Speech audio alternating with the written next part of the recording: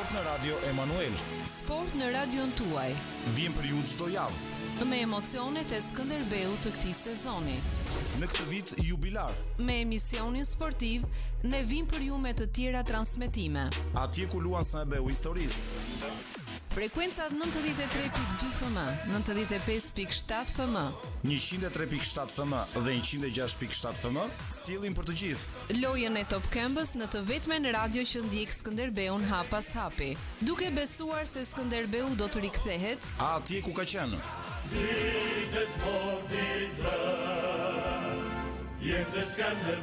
Na ndiqni. Ne pran jush. Dhe ju me ne. Ky është emisioni kësaj jave. Na ndiqni. Ky është emisioni sportiv I kësaj jave.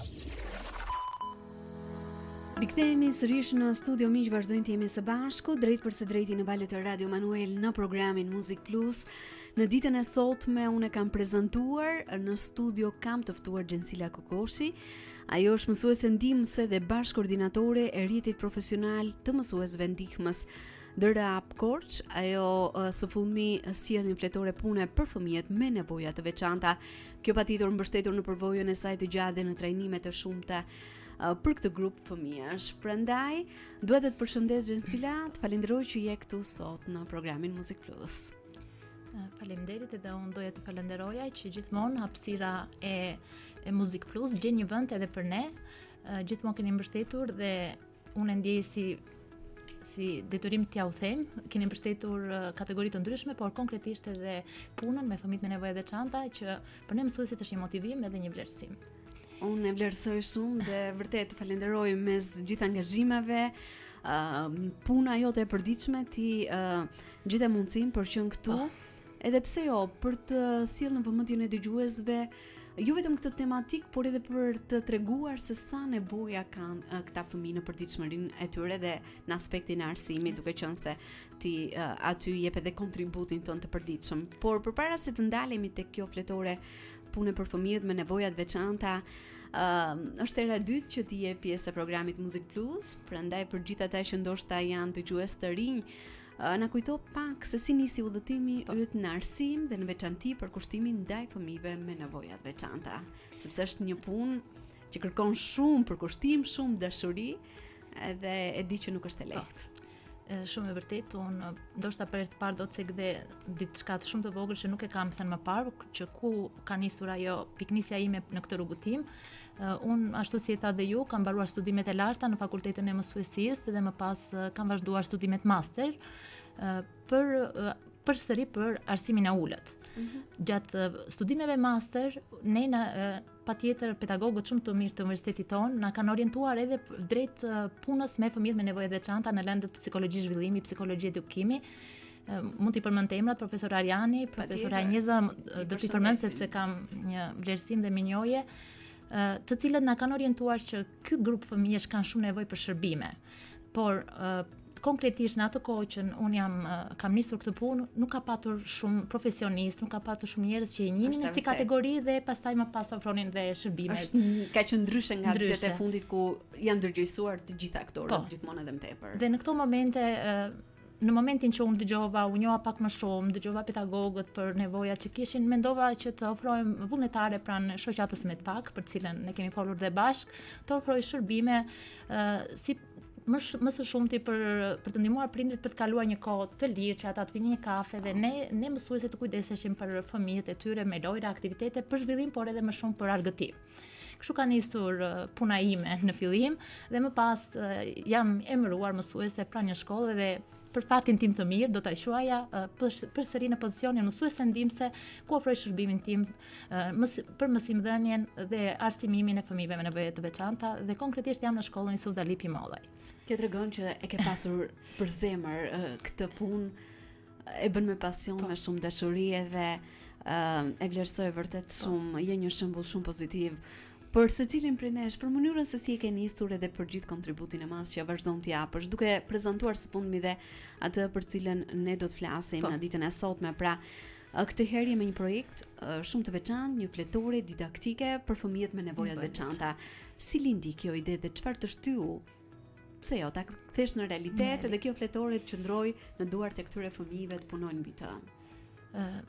Shumë faleminderit dhe për prezantimin e fletores, jo për mua si autore, por unë do doja më shumë për të ndihmuar të gjithë mësuesit që punojnë me fëmijët me nevoja të veçanta. Ne në shkollë punojmë me fëmijët me nevoja të veçanta duke përshtatur mësimdhënien, temat mësimore në bazë të nevojave të fëmijëve. Por na është dashur të kalojmë në shumë sfida. Kjo më ka detyruar që ne mësuesi ndihmës dhe unë konkretisht të shikoj, të studioj, të përshtat më të mirën për këta fëmijë. Kurrikula sot nuk afron një kurrikul të veçantë ose tekste të veçanta, rubrika të veçanta në tekstet shkollore ku ne mund të gjejmë veten për të punuar me fëmijët me nevoja të veçanta. Gjë që mund të jetë një mesazh shumë i rëndësishëm për institucionet, megjithëse ka përpjekje në të ardhmen, pse jo, të kenë gjithmonë edhe më shumë të përfshirë në kurrikul. Po gjithmonë dalin nga baza, mendoj unë, të gjitha idetë, sugjerimet, mendoj se ne jemi konkretisht që punojmë me fëmijët. Patjetër, sepse ju i prekni në shkollë, në përditshmëri. Po, ata kanë nevojë, unë të them që fëmijët me nevoja të veçanta janë si gjithë fëmijët e tjerë dhe ata kërkojnë materiale si gjithë fëmijët e tjerë, të kenë para bankës tyre librin e tyre, por her pas here librat shkollor për ta janë shumë të vështirë dhe shumë të ngarkuar me materiale, patjetër që nuk i përkasin nivelit zhvillimor të tyre. Dhe për këtë më ka lindur nevoja që të artoj fletë të posaçme pune në përshtatje me temat mësimore të çdo lënde. Dhe kështu një nga një u bën, është viti 10 i punës time, u grumbulluan dhe thash pse mos i ndaj dhe me kolegët e tjerë për të ndihmuar që të kalojnë më lehtë sfidat në punën e tyre. Për kjo ishte ideja që më lindi që t'i grupoj dhe ti përmbledh në një material më të nevojshëm, më të domosdoshëm, siç është ky material që është titulluar Unë dhe mjedisi rreth meje, që ka të bëjë me njohuri të bazë siç i duhet çdo fëmijë. Dhe mbi këtë bazë, pastaj patjetër ne mësuesit duhet të punojmë që ata të zhvillohen dhe të marrin çdo njohuri sipas nivelit të zhvillimit të tyre.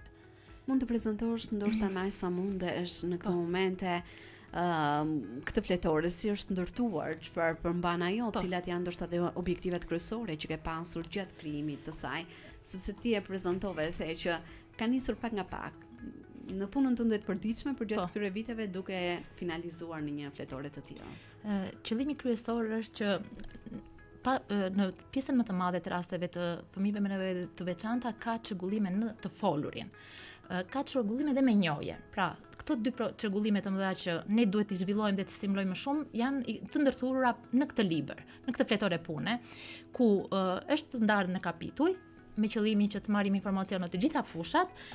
Unë e demonstroj, nuk e dia e merr kamera, pak në Pra, fillojmë që në njohja e vetes son, pra në njohim veten tonë, se shpesh fëmijët me nevoja të veçanta nuk e njohin veten e tyre për shkak të kuptuarit të unit të vetes së tyre, me shqisat, të njohim mjedisin rreth nesh, tokën, malet, fushat, kodrat, qiellin, fenomenet natyrore, erën, shiun, të identifikojmë, të njohim, të emërtojmë.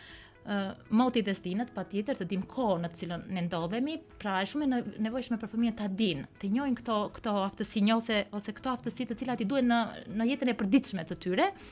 Orientimin në hapësirë, patjetër ata duhet të orientohen në shkollë, në ambientin e shkollës, të klasës, në rrugë, në dyqanin përballë ku mund të blejnë diçka për të konsumuar, për ushqim. Patjetër ne jemi të rrethuar nga kafshët, shpendët, insektet që fëmijët i kanë shumë qejf, duhet i njohin, të dinë karakteristikat të tyre. Ora dhe monedhat, atë që përmenda pak më parë, aftësimi për jetën në fëmijët me nevoja të veçanta, po çdo fëmijë patjetër duhet të njohë kohën, orën, gjatë komunikimit të dinë në kohë të ditës është, të njohë lekët, të paktën lekët e përdorimit të përditshëm, kur të shkojë në dyqan ai të di se sa lekë jep shitësit dhe sa i kthej dhe sa aftësitë e jetës. Po, më shumë synimi kryesor i gjithë punës se ne mësues vendimës, po e gjithë shkollës në përgjithësi është aftësimi për jetën për çdo fëmijë, por me pak mbështetje nga të gjithë ne edhe për fëmijët me nevoja të veçanta që patjetër e kanë shumë të nevojshme.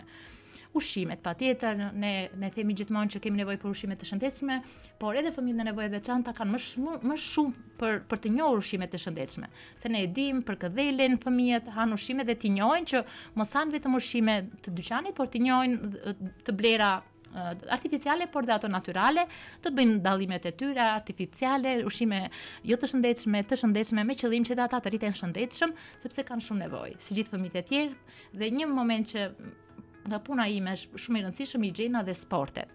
Pra, patjetër fëmijët duhet të dinë të mbajnë higjienën personale për veten e tyre, për mjedisin ku bëjnë pjesë.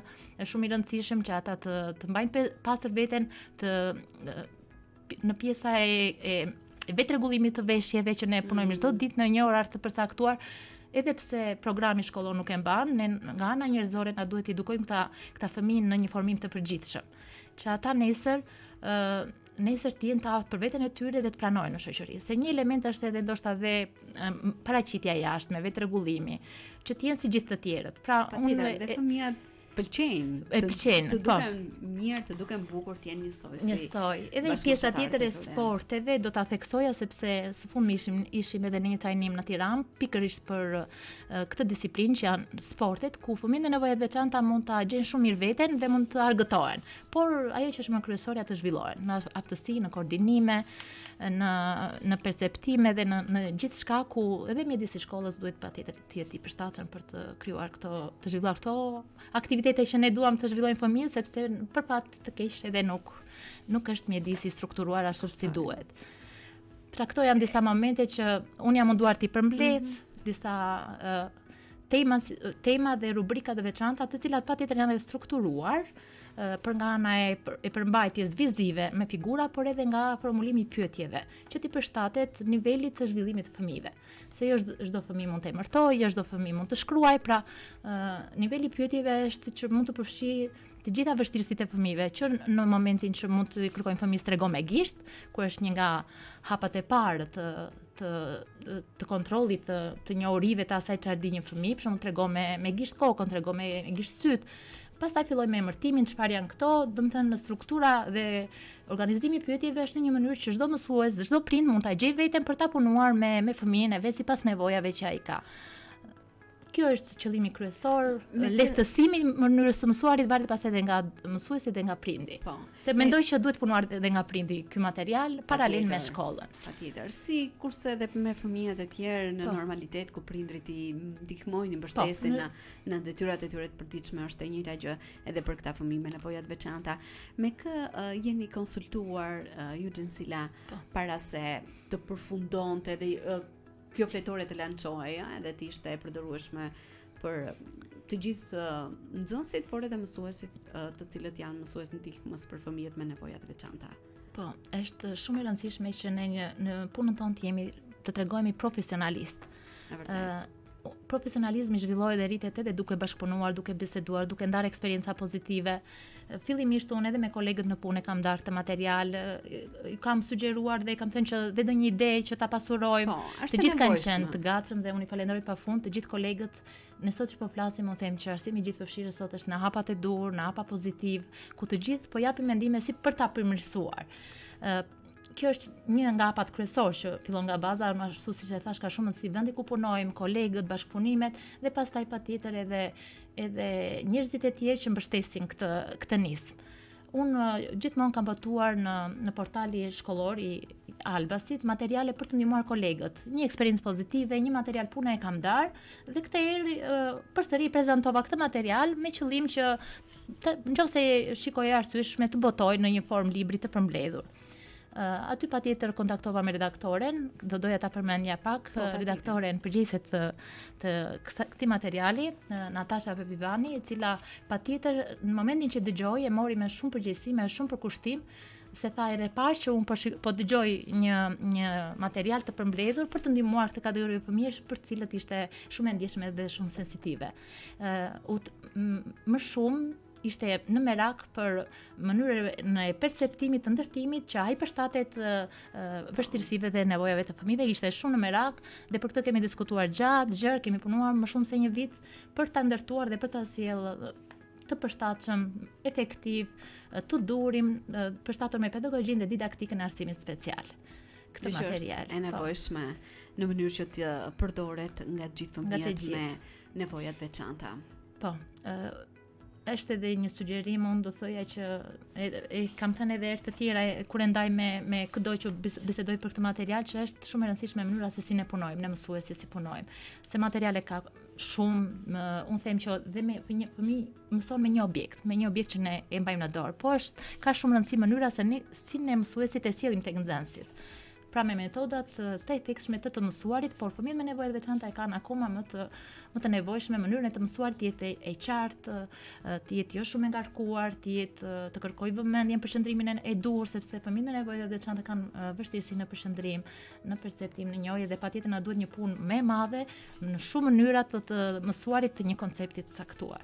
Pra edhe ky material patjetër do një udhëzues për cilin unë ndoshta duhet të flasim më poshtë, po e kam përgatitur dhe është duke u botuar për mënyrën se si punohet një temë mësimore ose një koncept të ndërthurur edhe patjetër edhe me mjete konkrete dhe me natyrën. Domethënë fëmijët mësojnë shumë nëpërmjet natyrës, nëpërmjet realitetit, me gjëra të prekshme, të kapshme, të ndjeshme, sepse perceptorët e ndijimit edhe të kuptuarit janë më të zhvilluar në atë pjesë. Kështu që na duhet të ndërthuri mënyrën e të mësuarit me materiale që ne duam të përcjellim fëmijëve tanë, nxënësve tanë në shkollë. Ne do të kemi një shkëputje të shkurtër muzikore për të rikthyer vetëm pas pak për të vazhduar bisedën tonë në studio, por në këtë moment ju ftoj të ndiqni këngën I këndoj dashurisë tënde nga Petrina Kalaveshi.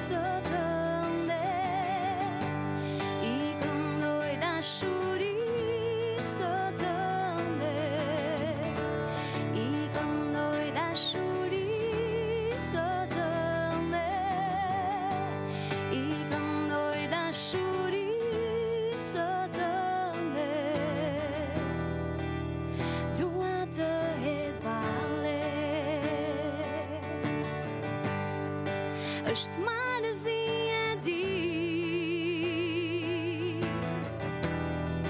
kur bota tridën të ketë parë, do të shkërcej me gzim si të shkërcejmë tani. I këndoj dashurisë tënde, I këndoj dashurisë tënde.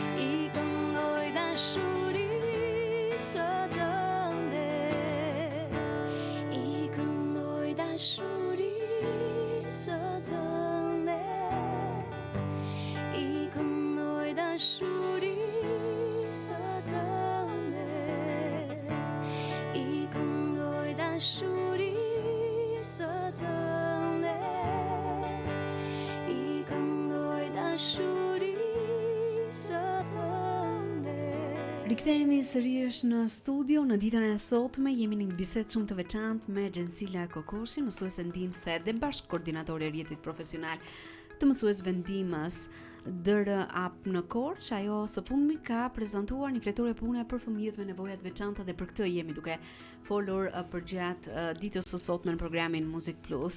Prandaj në këtë moment Gjensila duhet të të pyes më tepër në lidhje me ato kategori, cilat janë disa kategori të nevojave të veçanta që ti, por edhe me personat e tjerë me të cilët ke bashkëpunuar, keni menduar që kjo fletore do të sjellë dhe do të ndihmojë në mënyrën e të nxënit, patjetër përshtatur dhe në atë që ti përmendëm më sipër në arsimin gjithëpërfshirës, që është shumë i rëndësishëm.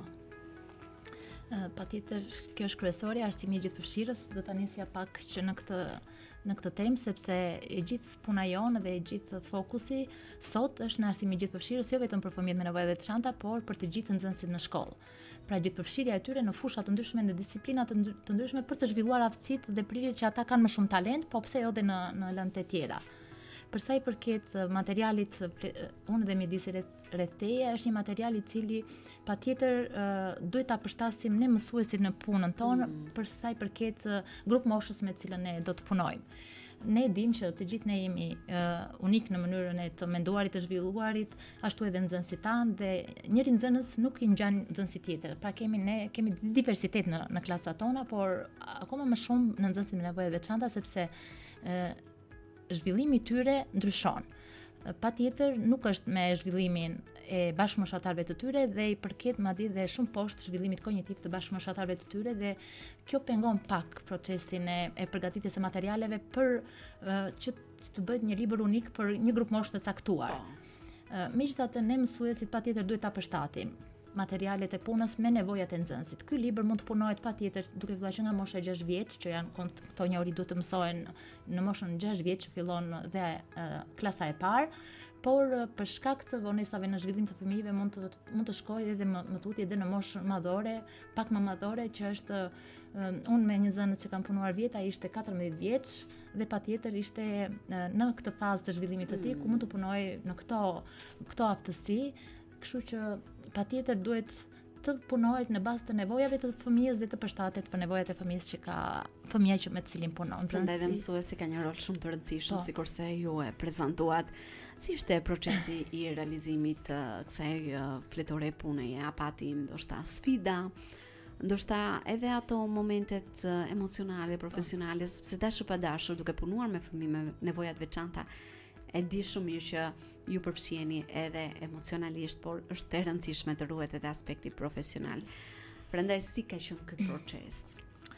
Patjetër, dëshira dhe përkushtimi ka qenë i madh dhe kjo e lehtësonte pak këtë proces, por patjetër që ishte, unë mendoj që edhe i vështirë, sepse patjetër duhet të shkoje në redaksi, të punoje, gjatë artimit dhe përmbledhjes së materialit ne na duhet të punonim dhe me profesionalizëm bashkë me redaktoren përgjegjëse të këtij materialit, siç e thashë pak më parë profesorin Natashën, ku mbanim përgjegjësi që për anën e pedagogjisë speciale të përmbledhjes dhe të strukturimit të këtij materiali. Na është dashur, po them, më shumë se një vit, mund të them edhe më shumë, që ne ta përmbledhnim dhe të dilte në botim para pak një muaj, më duket se ka dalë në treg, me qëllim për të ndihmuar kolegët, mësuesit e rinj, të gjithë mësuesit, për të ndihmuar, për ta përdorur dhe të përshtatur në punën e tyre në shkollat e tyre. Unë gjithmonë ndaj materiale ashtu siç e thash, në portal, me qëllim që ato që unë kam përjetuar dhe më kanë dalë efektive në punën time, ndoshta dikush, një mësues, një koleg do ta gjej veten dhe do t'i përshtatet me fëmijën e vet në klasë. Kështu që patjetër kjo punë ka sfidat e veta, mendoj që emocionet, siç e thatë ju, janë të ndërthurura me përkushtimin dhe dëshirën për t'ia dalë, dhe unë mendoj që një material për të cilin edhe më kam përgëzuar, ja dolëm. Unë ashtu siç thash edhe pak më parë, ishim në një trajnim në Tiranë dhe ishim mes kolegësh nga qytete të ndryshme të Shqipërisë, ku një grup nga Tirana e bani librin në dorë dhe kur unë i pyes, thanë, unë jam autorja, i thashon dhe thanë, ne po i përdorim dhe na kemi gjetur shumë zbatim, është shumë i mirë dhe më bëj qefi.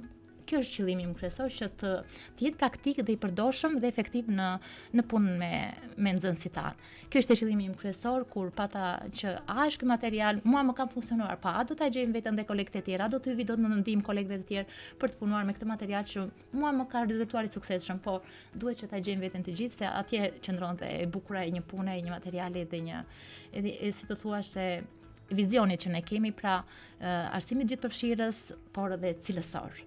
pra që ne të përgatitim materiale cilësore, të efektshme në punën tonë, të kenë efektivitet dhe patjetër feedbacket që ne marrim nga kolegë, nga puna me fëmijët ose vetë rezultati fëmijëve, nga prindrit patjetër. Me prindërit deri tani nuk kam patur një kontakt, por besoj se jam shumë e bindur që nëse do punojmë paralel, do ta kenë shumë të lehtë për ta punuar sepse ka rubrika për të cilat edhe prindrit vetë mund ta gjejnë veten lehtë për të ndihmuar fëmijën e tyre. Besoj që duhet pak kohë që të marrësh edhe atë feedbackun edhe reagime, jo vetëm nga kolegë, sikurse ju e prezantuat, por nga prindër edhe ndoshta edhe nga vetë fëmijët, të cilët e përdorin këtë fletore pune. Me fëmijët e kam marrë feedbackun sepse ka pasur ndoshta një histori apo edhe ndonjë moment që të ka prekur veçanërisht nga përdorimi i kësaj fletoreje në praktik. Qoftë edhe nga eksperjenca jote, por edhe nga ajo që kolegët mund të kenë ndarë me ty. Unë do ndaja pak me punën konkrete që unë punoj, vjet, ashtu siç edhe unë e preka pak që kam punuar me nxënësin i cili përshtatet ky material. Zakonisht fëmijët me nevoja të veçanta nuk tregojnë interes për të mësuar, ndoshta edhe si çdo fëmijë, por kur unë isha duke punuar një material nga libri të përshtatur me temën mësimore, nxënësi që unë punoja e mori fletën, po e punonte, ndërkohë që ertë e tjera ai refuzonte të punonte. Më tha mua, mësuese Xheni, kjo është i lehtë për mua. E gjeti vetë. Ka shumë rëndësi që ne të nxitim interesin për të mësuar. Ndoshta ishte edhe më i lehtë se ç'duaj, por jo qëllimisht ja dasha të flet pune sepse kishte të bënte me njohjen e vetes. Flasim për veten tonë, është një temë mësimore, ku ai të fliste për veten e vet, vizatonte veten e vet dhe të fliste për tiparet e tij fizike, por dhe ato të karakterit. Dhe është e lehtë, unë e vizatoj shumë shkollaj veten time, e vizatoj me mënyrën e tij, me aftësitë që ai mund të kishte dhe foli, unë ndje mirë.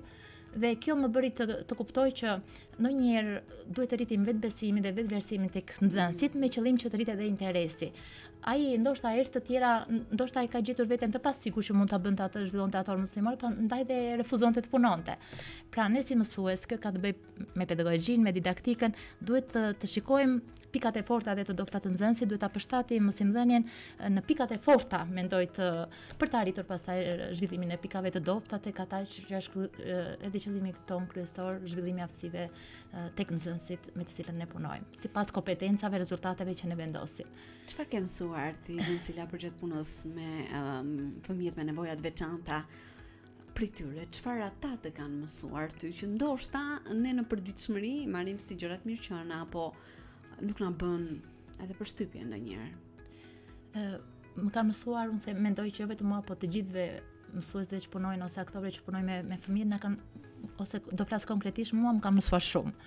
Shpeshherë ne ndonjëherë pa dashje neglizhojmë ndonjë aftësi të fëmijëve. Për shembull, vajza me cilën unë punoj sot në shkollë ka shumë qejf kërcimin. Por ndoshta nuk e kemi mësuar që në çdo moment ne të bëjmë një orë mësimore që ka të bëjë me kërcimin.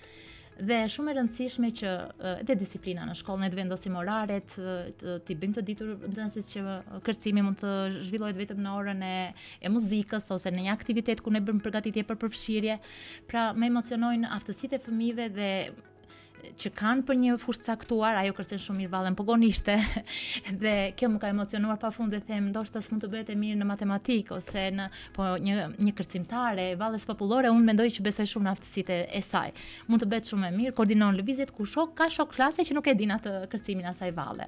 Apo Napoleoni ka shumë, më duket, vesh të mirë muzikor ku ne mësuesit duhet jemi të vëmendshëm dhe të zhvillojmë ndërhyrje, praktika pune që ta fokusojmë punën në aftësitë e fëmijëve që kanë më të zhvilluara me qëllim që të zhvillojmë dhe atë që thash pak më parë, vetë besimin, vetë vlerësimin që ajo vjen në mjedisin e shkollës, po zhvillon atë aftësi ku ajo ndihet mirë dhe mund të jap rezultat. Se mund të punojmë shumë me matematikën, po jo dhe të ndihet mirë. Ka shumë rëndësi që ajo të vinë në shkollë me dëshirë. Por edhe unë them që të zhvillojmë atë aftësi se ndoshta sot jemi në shkollë, nesër do jemi në tregun e punës, sepse jo mund ta gjej veten edhe në një vend ku ajo mund të jap kontributin e saj me orë të reduktuar në një punë caktuar, se ky është qëllimi kryesor, që ata nesër dhe të aftësohen për një punë, për jetën e vet. Kush ka mundësi të punojë, kush ka mundësi dhe vetë për nevojat e veta të kryej ato shërbimet e nevojshme ditore, qëllimi kryesor, po pastaj më e mira do ishte ajo që të ishin në punë, të merrnin një profesion dhe të aftësoheshin për të punuar vetë dhe të siguruar jetën e tyre vetë. të besojmë në aftësitë e fëmijëve dhe të shkojmë rezultatin e tyre është një emocion shumë i bukur që ditë pas dite ma mësojnë fëmijët, ma mëson puna dhe dëshira për t'i parë mirë e më mirë dhe pse jo të zhvilluar fëmijët me të cilët ne punojmë. Patjetër, sepse ju jeni një mbështetje dhe një busull, se mund ta quaj kështu, shumë e rëndësishme për ta, sepse i orientoni ndonjëherë ashtu siç duhet, ndonjëherë mund të ndodhë edhe e kundërta. Do të rikthehemi vetëm pas pak, pse jo për të folur edhe për ato planet në të ardhmen, projekte që ti momentalisht je duke punuar, sepse prezantimi një fletore pune për fëmijët me nevoja të veçanta është vetëm një hap i parë, e di që je duke përgatitur edhe shumë më tepër në kuadër të kësaj teme, por në këto momente shkëputemi për të ndjekur një tjetër hapësirë muzikore. Rikthehemi vetëm pas pak me Gjensilën në studio.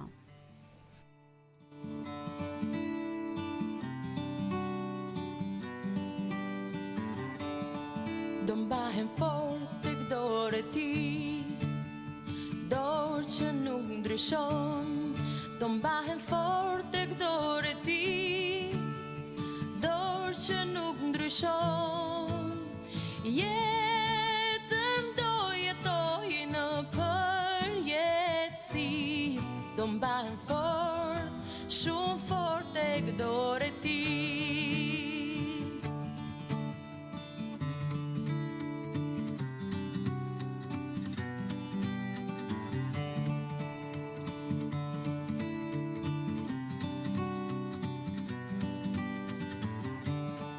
Do mbahem fort tek dorë e ti, dorë që nuk ndryshon.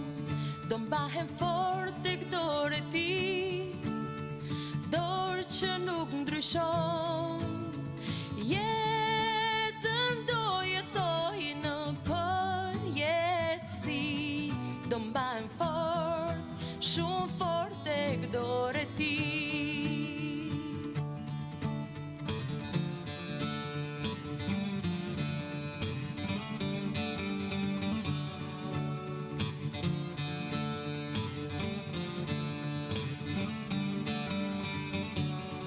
Do mbahem fort tek dorë e ti, dorë që nuk ndryshon. Do mbahem fort tek dorë e ti, dorë që nuk ndryshon. Jetën do jetoj në përjetësi. Do mbahem fort, shumë fort tek dorë e ti.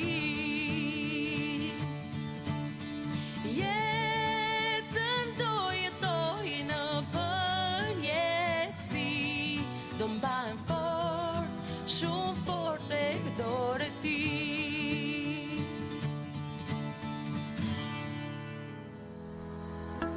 Rikthehemi në studio dhe në këto momente dua të pyes Gjensilën, pse jo për prezantuar më tepër në lidhje me atë që ti ke në plan të krijosh, ndoshta materiale të tjera apo të zhvillosh më tej këtë projekt që sapo ka nisur.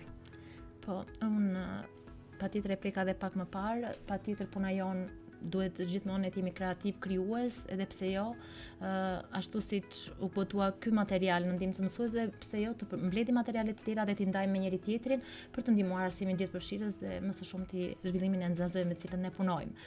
Unë patjetër e thash edhe pak më parë duhet të jemi të kujdesshëm edhe në mënyrën të punuarit dhe kjo më është dashur të së bashku me redaktoren Natasha Pepivani të botojmë edhe udhëzuesin se si punohet ky material, i cili së shpejti do dalë në online, më duke do ta hedhin ose dhe fizikisht për të ndihmuar çdo mësues kudo që është që nuk ka një eksperiencë ose nuk ka materiale që të punojë me nxënësit në klasat e tyre. Ndoshta edhe për ata mësues të rinj në këtë profesion. Po, atje e kam edhe unë pikën e dobës, se kam qenë vetë e re dhe patjetër kam pasur shumë të nevojshme një model të suksesshëm dhe mendoj që për mësuesit e rinj e kam pak merak vetë, gjithmonë kur më pyesin i ndihmoj, jap materiale, i sugjeroj mënyrën e të punuarit dhe do ishte një udhëzues që do t'i ndihmonte më shumë mësuesit e rinj, se patjetër ne mësuesë e vjetër kemi një eksperiencë dhe na ndihmon kjo pjesë.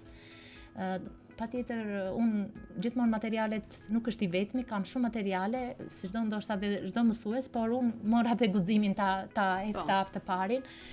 Jam duke dalë së shpejti dhe 2 botime të tjera, 2 materiale të tjera që kanë të bëjnë me njohjen e shkronjave dhe artikulimin e tingujve drejt, sepse kanë vështirësi në artikulim për shkak të çrregullime në aparatin e të folurit apo dhe të çrregullimeve të tjera, si dhe një material për lexim shkrimin. Të gjitha janë organizuar dhe perceptuar në mënyrë argëtuese dhe tërheqëse për të punuar me fëmijët me qëllim që të kenë interes për të mësuar atë material që ne si mësues duam ta përcjellim tek nxënësit. Unë them që janë nga materialet e dala, nga eksperienca, nga puna e përditshme janë efektive, unë mendoj që janë të domosdoshme dhe të nevojshme dhe të mendoj që janë edhe të duhurat, sepse pavarësisht që mbetet edhe në dorë të mësuesit dhe në përshtatja që ai ka nevojë në klasën ku ai punon, por janë një model. Janë një model dhe patjetër të gjithë mësuesit mund të punojnë dhe të nxjerrin modele për të shkëmbyer eksperjenca dhe për të përdorur këto materiale në ndihmë të punës sonë. Është gjëja më e mirë që mund të bëhet midis mësuesve, ndarja eksperiencave, përvojave të tyre dhe për treguar se diçka vërtet ka funksionuar apo një lloj metode nuk funksionon. Kjo varet edhe nga fëmijët pastaj sepse secili prej tyre ju e prezantuat është unik. Është unik. Kërkon një metodë ndryshe ndoshta nga tjetri për të përvetësuar një informacion, një material. Po, unë ndoshta se prek apo duhet ta prek stilit të nxënit. Ne të gjithë flasim në mësim në arsim sot flitet për stilet e të nxënit të fëmijëve dhe unë për veten time kam shumë të besore këtë pjesë sepse shikoj që nëse ne mësuesit e shikojmë që në cilën mënyrë mëson më shumë ky nxënës, cilën e përthith më shpejt materialin, nëse ne jemi të vëmendshëm dhe përshtatim metodën me mënyrën e stilit dhe stilin e të nxënit të fëmijës, unë them që çdo koncept që ne duam ta mësojmë në mos 100%, po një pjesë e mirë e tij do të perceptohet dhe do të përvetësohet nga fëmia. Ka të bëjë me stilet e të nxënit. Fëmijët me nevoja të veçanta kanë, jo të gjithë, po unë po flas pak edhe nga eksperienca, më së shumti kanë stil viziv, të komunikimit viziv, domethënë kuptojnë shumë nëpërmjet figurave. Po. E kanë pak më të vështirë komunikimin verbal dhe të kuptuarin e të folurit, por jo të gjithë, unë po them jo të gjithë, në përgjithësi po flas, kanë shumë, po them shumë ndërveprimin social. Në të gjitha rastet që unë kam punuar dhe kjo ka të bëjë me gjithë përfshirje në shkollë, fëmijët mësojnë me njëri tjetrin. Por nëse të gjithë fëmijët e tjerë mësojnë me njëri tjetrin, fëmijët me nevoja të veçanta e kanë domosdoshmëri, e kanë nevojë. Nxënësit kërkojnë shokët, kërkojnë shoqe. Dhe unë këtu ndoshta nuk e di, po them diçka që ndoshta duhet ta them pak më vonë, dëgjësimi. Të flasin fëmijëve tonë në shtëpi, të ndihmojnë shokët e tyre me nevoja të veçanta, sepse pas here na ndodh që ka prindër na thonë fëmijën tim ose le të shoqërohet. Pra duan të bëjnë ato përjashtime. Përjashtime dhe kjo është një sfidë që është në punën tonë, na pengon shumë, na demotivon, na lodh pak, sepse nuk është një proces që nuk na ndihmon, po është një proces të ndihmosh njëri tjetrin, pra humanizmi, ndihma ndaj njëri tjetrit nuk është një proces që fiton vetëm një person që ka nevojë. Nuk mund ta bëjë një individ. Po, jo, është një proces që fitojnë të dyja palët. Nëse fëmia që ka nevojë për mbështetje, socializim më shumë, një fëmijë me nevoja të veçanta ka nevojë për këtë vëmendjen e shokut, shoku që ia ofron këtë vëmendje fiton aftësinë veten e vet, siç kanë të bëjnë me vlerat shoqërore, humanizmin, mirënjohjen, dashurinë, dhurimin, empatinë. Po, empatia është shumë e rëndësishme. Ta vendosim veten në ata fëmijë. Sa do donim ne që ose ta vendosim veten që të ishim të përbuzur, të diskriminuar, si do ndiheqin ata? Unë shpeshherë zhvillojmë tema mësimore me mësueset kujdestare në ato klase ku ka nevojë për kuptimin e empatisë, pra të vendosurin e vetes në vendin e dikujt. Me qëllim që të kuptojmë edhe të ndihmojmë pastaj ndoshta pse jo të mbajmë një qendrim mbështetës ndaj të gjitha kategorive në nevojë, jo vetëm ndaj fëmijëve me nevoja të veçanta. Është një fenomen që edhe pse flitet, unë them që ka nevojë akoma për ndërgjegjësi. Prandaj vërtet falenderoj që e prek edhe këtë temë, është një temë shumë e gjerë, ne mund ta sjellim ndoshta edhe në një moment tjetër për gjatë programit Music Plus, sepse ju e prezantuat dhe thatë që ndjen të tillë jo vetëm fëmijët me nevoja të veçanta, por për fat të keq, bullizmi, përbuzja është gjithmonë edhe më tepër e zhvilluar duke nisur tek më të vegjëlit, që në kopësht, edhe më pas tek më të rriturit në shkollë. Prandaj vlejnë tema të tilla për të trajtuar gjithmonë edhe më tepër dhe pse jo për të përcjellë më shumë mesazh dhe ndërgjegjësim për dëgjuesit, sidomos për prindrit, sepse puna fillon që në ambientin e shtëpisë dhe më pas e gjithë ajo kulturë, e gjithë ajo punë ndërgjegjësim përcillet nga fëmijët në ambientet ku ata frekuentojnë në kopësht në shkollë apo edhe në ambiente të tjera me bashkëpunëtarët e tyre. Duke qenë se po mbrim në fund të bisedës në studio, Gjensila, duke nisur nga përvoja juaj, çfarë mesazhi do dojet përcjellje për mësuesit, për prindrit, pak a shumë ti e preke, por nuk e di nëse ke përndar diçka tjetër, dhe për shoqërinë në tërësi kur bëhet fjalë për mbështetjen e fëmijëve me nevoja të veçanta. Unë mendoj që gjithmonë e them, e kam si term ose si fjali që më udhëheq që fëmijët e lumtur një botë më e mirë. Dhe mendoj që nëse ne të gjithë punojmë, bashkëpunojmë dhe shikojmë atë që është interesi më i lartë, fëmia, nxënësi, patjetër që punët do të ecin më mirë dhe do të ketë sukses në pjesën e edukimit të përgjithshëm të nxënësve me cilën ne punojmë, jo vetëm njohuritë akademike dhe shkencore, po në edukimin e përgjithshëm të nxënësve. Unë mendoj që ne prekëm pak më parë disa momente që ndoshta sena ishte këndshme ku nuk kanë ndërgjegjësim në një pjesë të njerëzve që ndoshta nuk kanë informacion, nuk e di se nuk besoj se ka njerëz që nuk duan të mbështesin dhe të duan, por nuk njohin kategori të ndryshme që kanë më shumë nevojë. Kështu që unë mendoj që fëmijët me nevoja të veçanta do doja të jepja një informacion janë si gjithë fëmijët e tjerë, për sa i përket emocioneve dhe ndjesive që ata kanë, por kanë vështirësi caktuar në fusha që mendoj që nuk është fajtyre që ndodhen në atë situatë. Kështu që mbështetja e të gjithë ne pjesës tjetër të shoqërisë ndaj këtyre kategorive, sidomos fëmijëve me nevoja të veçanta, do të ishte një mbështetje shumë e madhe për fëmijët, por prindrit, por edhe për ne që punojmë në mjediset e shkollës. Do na lehtësonte të punuarin, jo për ne, për fëmijët. Se ne ndoshta me mbështetje, pa mbështetje puna do ecë, por që të jetë suksesshme do mbështetjen e të gjithëve, të shokëve të klasës, të mësuesve, të prindërve, të gjithë aktorëve që punojnë në komunitetit patjetër. Nuk po them, jemi në situatë të mirë, por prap ka nevojë për mbështetje sepse her pas here përballemi me sfida ku diskriminimi është i pranishëm dhe kjo na pengon. Nuk e di, televizionet e ndryshme, unë ju falenderoj pafund që Muzik Plus gjithmonë e kushton, i gjen një hapësirë dhe i kushton vëmendje këtyre kauzave të ndryshme. Është shumë e nevojshme ndërgjegjësimi, është shumë i nevojshëm që të mos mbetet vetëm në ndërgjegjësim, po të kalojmë përtej ndërgjegjësimit në veprimtari konkrete, në zbatimin e ligjit. Unë e shikoj që ligji është i shkruar, e kam thënë edhe të tjera shumë pastër bukur, por nuk i gjen zbatim nga të gjithë aktorët. Kështu që zbatimi i ligjit do të na ndërgjegjësonte të gjithëve nëse e zbatojmë dhe do sillte rezultate në punën tonë. Sepse ai është i shkruar dhe i bazuar në nevojat e gjithë secilit. Gjensila, unë të falenderoj vërtet shumë për gjithçka që ndave në ditën e sotme. Është një përvojë të cilën ti e sjell me shumë emocion, me shumë dashuri edhe për ata që janë duke na ndjekur, sepse është një punë e përditshme përtej sfidave, përtej vështirësive, duke përcjell shumë dashuri, shumë përkushtim dhe njohuri për fëmijët me nevoja të veçanta me të cilët ti punon në përditshmëri.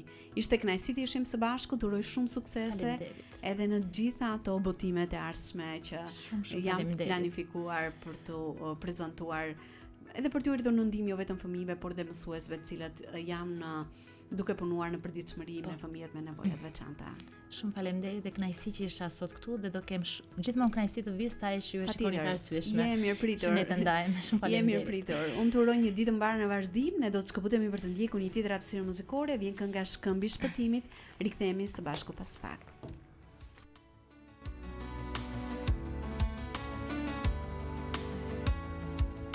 Shkëmbi i shpëtimit i Zotit.